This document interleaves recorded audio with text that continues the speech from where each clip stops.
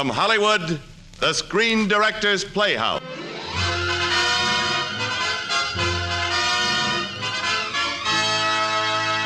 Screen Directors Playhouse, star Edmund Gwenn, production Miracle on 34th Street, director George Seaton.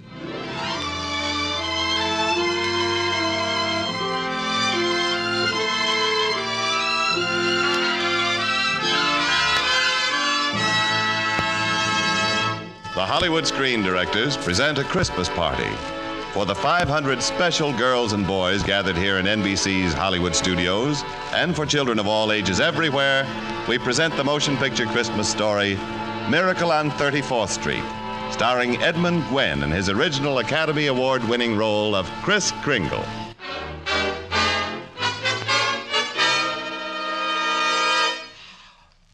You don't believe in Santa Claus? Well, why not? Santa Claus believes in you.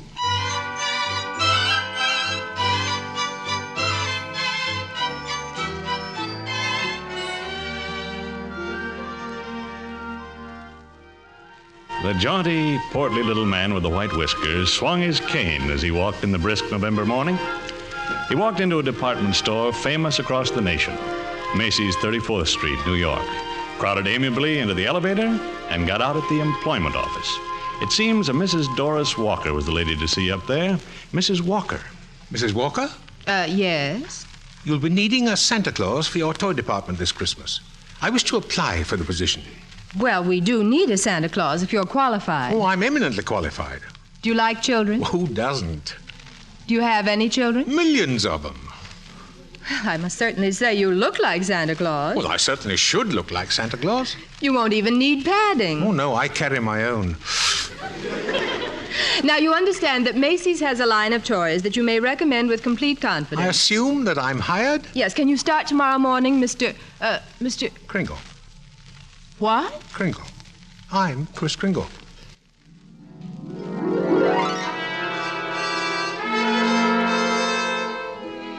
The new Santa Claus was positively the most sensational Santa Claus who had ever held court on Macy's 7th floor.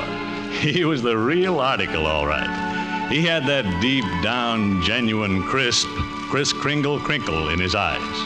And if he told you anything, you could depend on it. Electric trains? Why, yes, Peter. Yes, madam, right over that way. Realistic models of the Chief and Super Chief.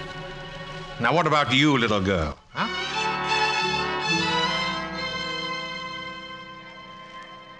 Oh, yes, madam. We have wonderful skates here, but not quite what your little boy seems to want. Now, I'd suggest you go across the street to Gimbel's. Gimbel's? Oh, yes, I keep track of the toy market pretty closely. Why, does that surprise you, so? Macy's sending me to another store? Well, the only important thing is to make the children happy, isn't it? Huh? And whether Macy's or somebody else sells the toy doesn't make any difference. Well, it's wonderful. I don't get it.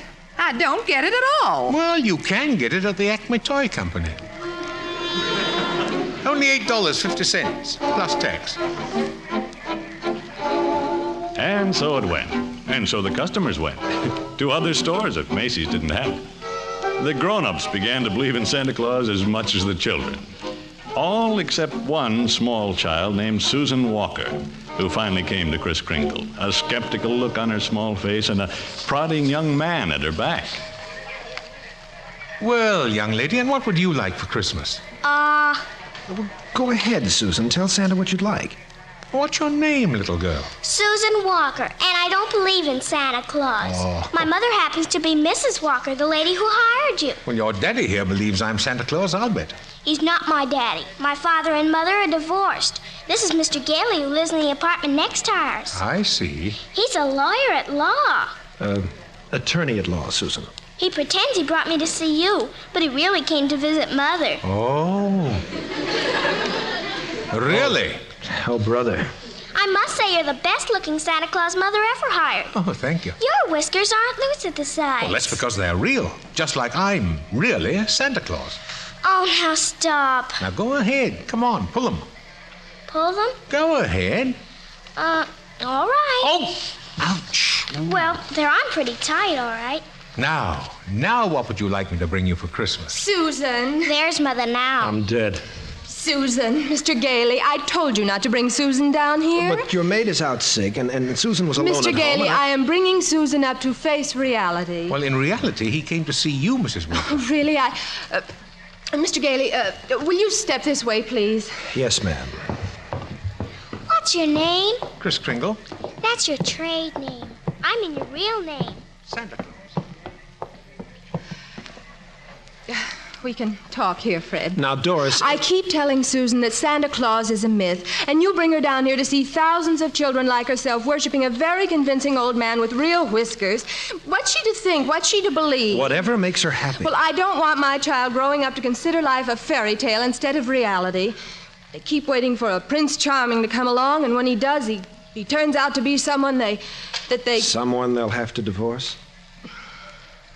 We were talking about Susan. Oh. In fact, I'm going to have to talk to that Santa Claus about Susan before he goes to lunch.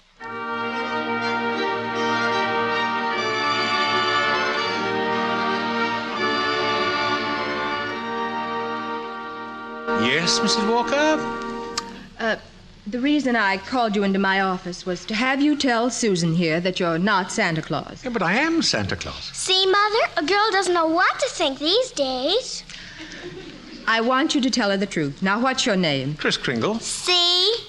I mean your real name. Well, that is my real name. Now, see here, Excuse me a moment. Yes, Mrs. Walker. Miss Thomas, will you get out an employment card filled out by a Mr. Kris Kringle, if there is one? I'll wait. I'll bet you're in the first grade, Susan. Second. Second? I'm very advanced. Oh. Here it is, Mrs. Walker. Mr. Kris Kringle. No. Yeah, Kris Kringle. Residence, Brooks Memorial Home for the Aged. Age as old as my tongue and a little older than my teeth. Oh, no. Do you know what I think? Yes, the same thing I think. I think he's nuts. That's what I think. He really believes he's Santa Claus. With bells on. Well, you better get rid of him. He might be dangerous. Thank you, Miss Thomas. I agree. Mr. Kringle, I'm sorry, but we're going to have to make a change. Have I done something wrong? Well, no, that is not wrong, but... Oh, excuse me. Yes? Mr. Macy's on the phone. Oh, put him on. Mrs. Walker, Yes, Mr. Macy? I've just heard about your new Santa Claus. Oh, yes, Mr. Macy. I was just going into that, Mr. Macy. The very idea of his telling people that if Macy's doesn't have it, to go to Gimbel's. Well, I have him right... Gimbel's? Directly across the street. Imagine Macy's Santa Claus sending customers to Gimbel's. Wonderful. Huh? The public response is wonderful. We're getting to be known as the helpful store, the friendly store, the store that places public service ahead of profits. And consequently, we'll make more profit than ever. Yes, sir. Great idea, Mrs. Walker. Great work. Keep it up. Yes, Mr. Macy. And above all, keep that Santa Claus. Keep him? But he's... He's great. But, Mr. Macy, I don't... Goodbye, Mrs. Walker. Mr. Macy, Mr. Kringle. Yes? Mr. Macy suggests that we try you out a little longer. Well, that's mighty good news, Mrs. Walker. You see, this is quite an opportunity for me. Yes, for the last 50 years or so, I've been getting more and more worried about Christmas. Seems we're all so busy trying to beat the other fellow in making things go faster and look shinier and cost less, that Christmas and I are sort of getting lost in the shuffle. Oh, Christmas is still Christmas. Oh, but it isn't just a day. It's a frame of mind. And that's what's been changing. That's why I'm glad I'm here. Maybe I can do something about it. Oh, I'm glad I met you and your daughter. Thank you. You two are a kind of test case for me. What's a test case? Well, if I can make you and your mother believe in me... Speaking of tests, Mr. Kringle, would you kindly report to Mr. Sawyer's office the first thing tomorrow morning? Mr. Sawyer? Yes, he'll give you an examination. A mental examination? Oh, it's just routine. All of our employees are required to take an examination. Oh, I don't mind. I've taken dozens of examinations. Never failed one yet. I'll see Mr. Sawyer first thing in the morning. Thank you. Goodbye, Mrs. Walker. Bye, Susan. Goodbye, Mr. Kringle. Oh, excuse me, Chris. I was just leaving. Bye. Bye-bye. Hello, Doris. How are you, Susan? I'm fine. Mother's got problems. Fred, I'm worried about Mr. Kringle. Worried? Why? Well, I think he's mentally unsound. I think he's a fantastic, delightful, and unselfish human being. And if being delightful, unselfish, and human is bad, what's good? Well, Mr. Macy likes him, so I have to keep him. But not if he's insane. Oh, nonsense. Well, he thinks he's Santa Claus. Well, maybe he is. Well, suppose he gets worse. Suppose he gets violent. Chris? Nevertheless, I'm having Mr. Sawyer question him tomorrow. Only, how can I be sure that Kringle will even show up tomorrow? It's easy. I'll take him home with me tonight and bring him to work in the morning. Oh, would you? All you have to do is to marry me. Fred. When I can afford it. Do it, Mother. Susan. Well, then at least have me in to dinner tonight with Mr. Kris Kringle, my house guest of honor.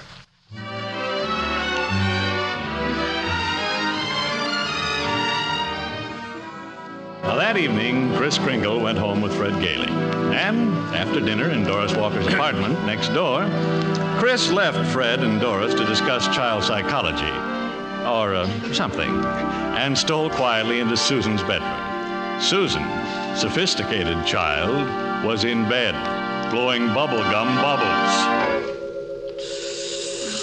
Oh, that was a big one. Susan, why don't you give me a chance to prove to you that I'm really Santa Claus? There is no Santa Claus. Oh, now there must be something you want for Christmas. Mother will get me anything I want. Oh, but there must be something she can't get you. Well, There is something. I'd like a house. What, you mean a doll's house? No, a real house to live in. A real house? If you're really Santa Claus, you can get it for me. If you can't, you're only a nice man with a white beard, like Mother says. Oh, but you've got this lovely apartment to live in. I want a backyard to play in, and grass, and a white picket fence and rose bushes. But Mother can't afford it, and I guess you can't get it, huh? No, I didn't say that, you know. Well, I've got to see Mr. Sawyer first thing in the morning. I'll get right to work on it after that, Susan, tomorrow.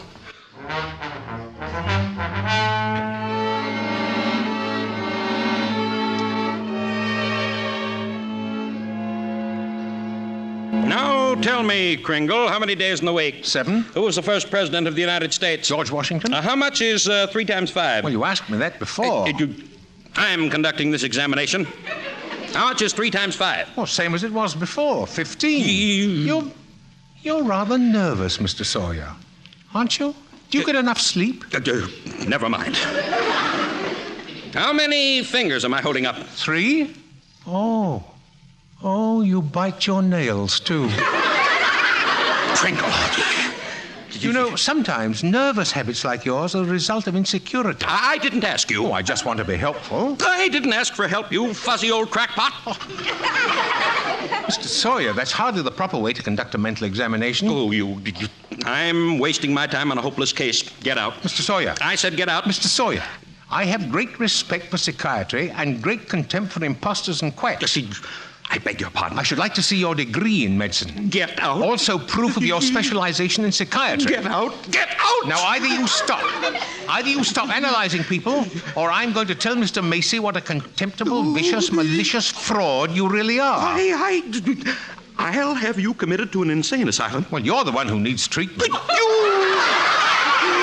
You lunatic, are you saying I'm crazy? Now, put down that inkwell. Put down that cane. Put down that inkwell. You go first. I'd better. You're dangerous.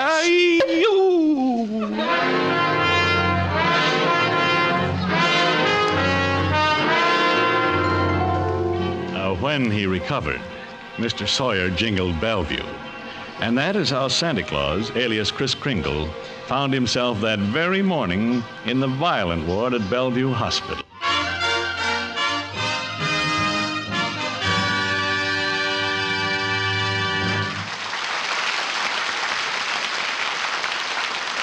You are listening to the Screen Directors Playhouse presentation of Miracle on 34th Street, starring Edmund Gwenn in his original Academy Award-winning role of Kris Kringle.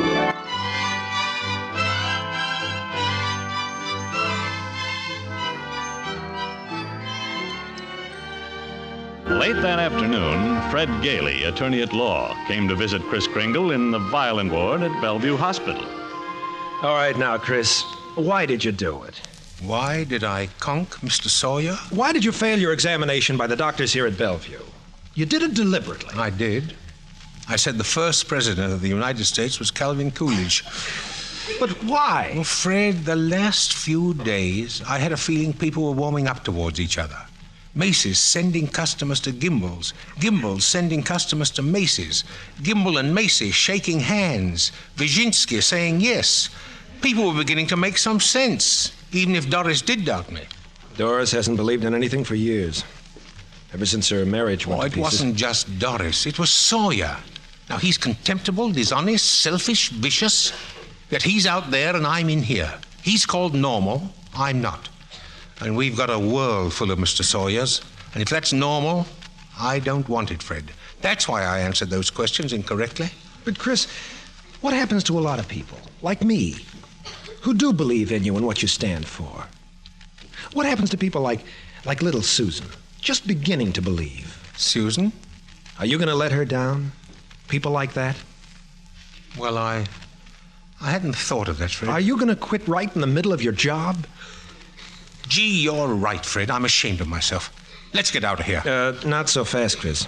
Getting in here was easy. Getting you out will be a lot harder. Oh, not for you. You're a fine lawyer. Perhaps, but... But what? You've been ordered committed to a mental institution. Oh, I see. However, I've requested a formal hearing, and it's been granted.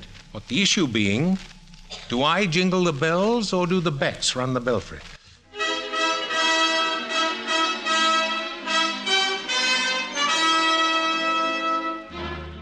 Doctors doubt sanity of Santa who launched goodwill campaign. Is Kringle crazy? Court case coming. Calamity, cry kiddies.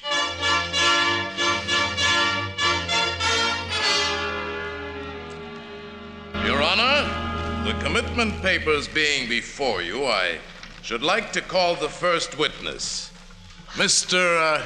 Kris Kringle, will you please take the stand? Delighted to do so, Mr. Prosecutor. Mr. Kringle? Your Honor? This is merely a hearing. You do not have to answer the questions or even testify at all. We've no objections, Your Honor. Well, I'll be glad to answer any questions I can. You may question the witness, Mr. Prosecutor. Thank you, Your Honor. Tell us, sir, what is your true name? Kris Kringle. And where do you live? Well, that's what this hearing will decide.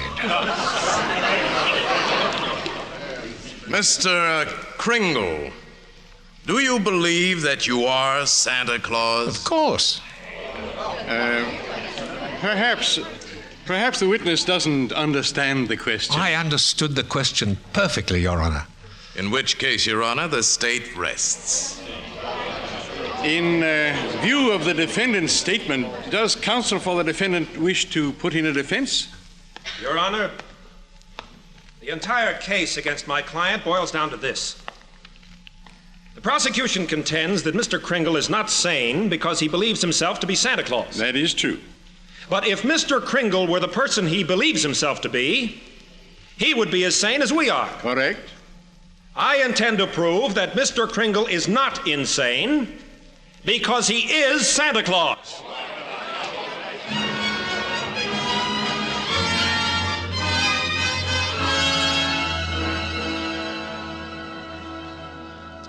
Fred, let's be sensible. You can't possibly prove that poor old man is Santa Claus. Why can't I? And he's not a poor old man. Logic, Fred, not faith and hope wins out in court. That's just common sense. And I guess in these last few years, you've developed too much common sense. Well, one of us has to have it, Fred. And both of us have to have faith, Doris. Or we're wrong for each other. I see. Even when I can afford it, we're wrong for each other. Well, I'm going to pray for Santa Claus. Mr. Kringle, dear. Santa Claus. I mailed your letter to Santa, Susan. Thank you very much. Special delivery. He'll get it tomorrow.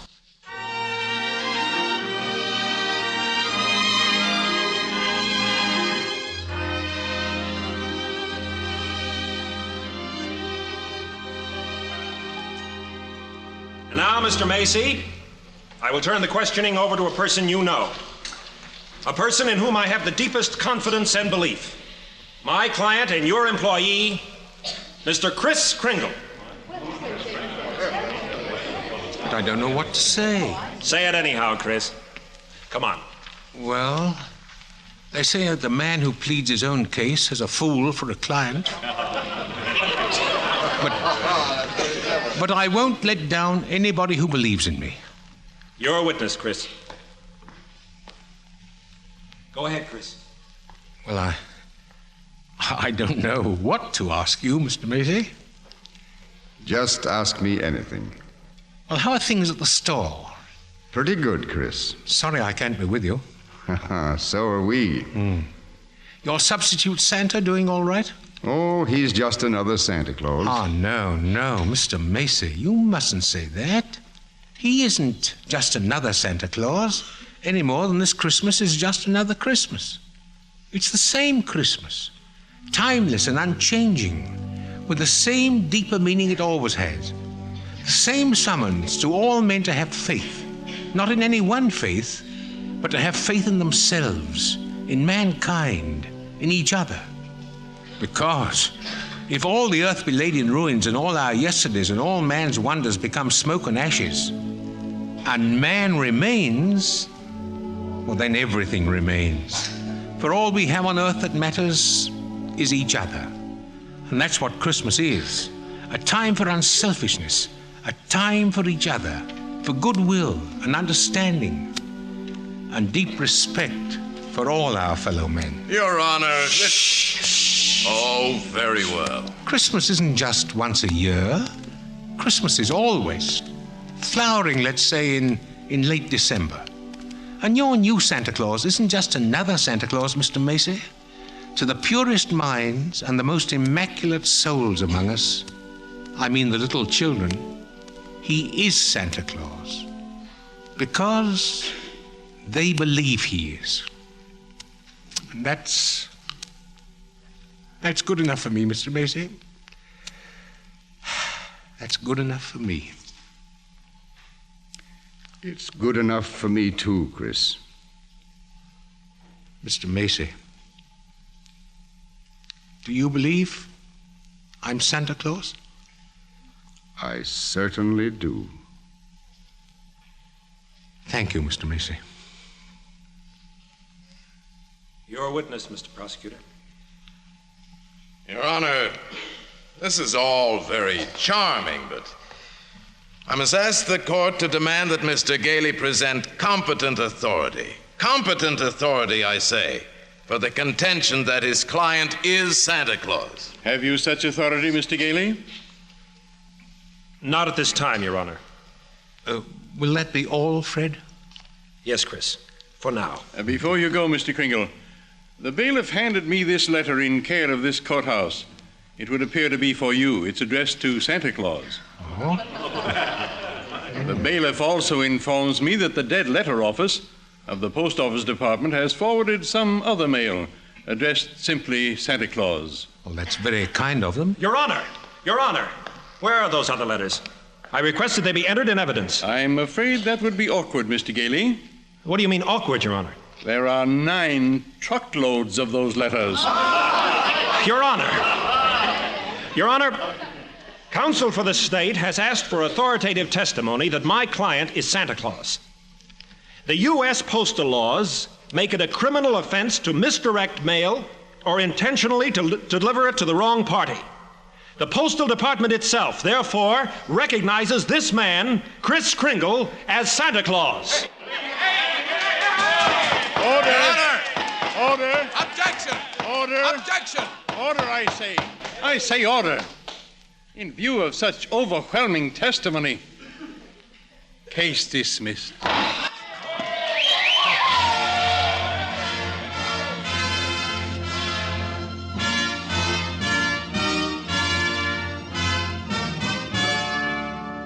It was clear and cold when Fred and Chris Kringle got out on the courthouse steps. It looked and felt like a white Christmas, like a good Christmas, same as always. What was in that letter anyhow, Chris? Letter? Oh, clean forgot to open it. I'd better, though. It's from Susan. I suspected it was. Dear Chris. Dear Chris. the judge. I believe in you. Even if I don't get the house, I know everything will turn out right. I hope you're not sad. Signed, Susan.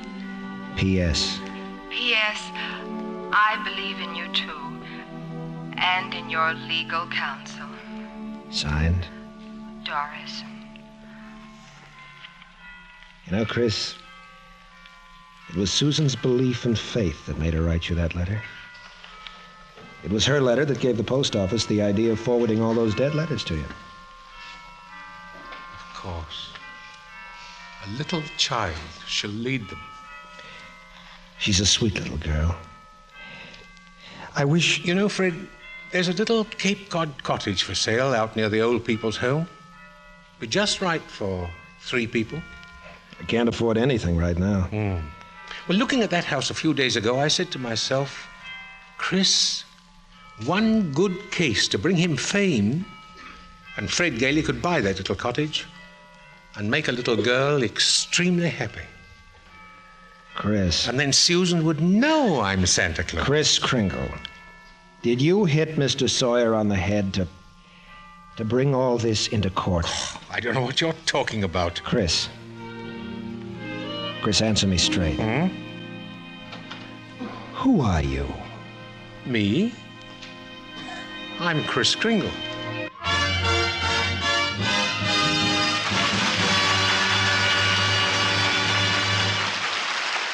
Chris Kringle will return in just a moment. Now, returning to our Screen Directors Christmas party, here is tonight's star, Edmund Gwen.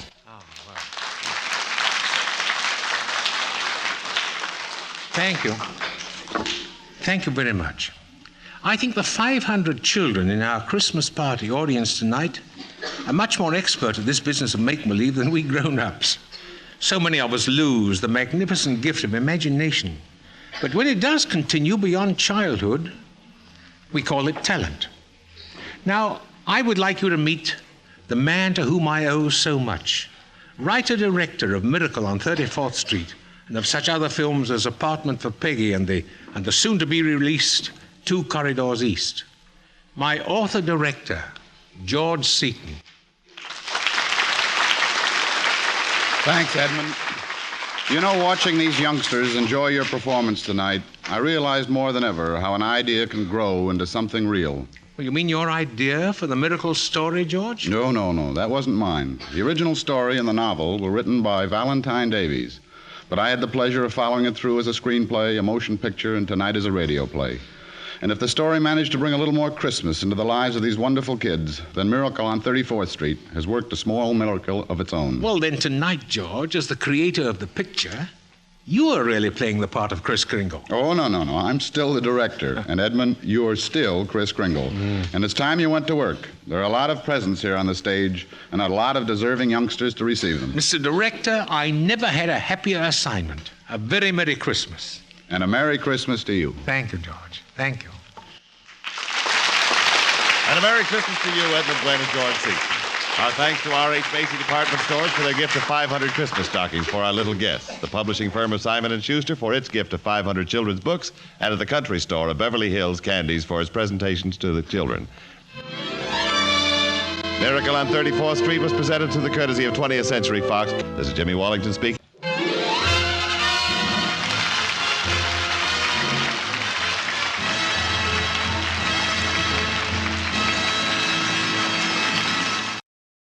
On NBC.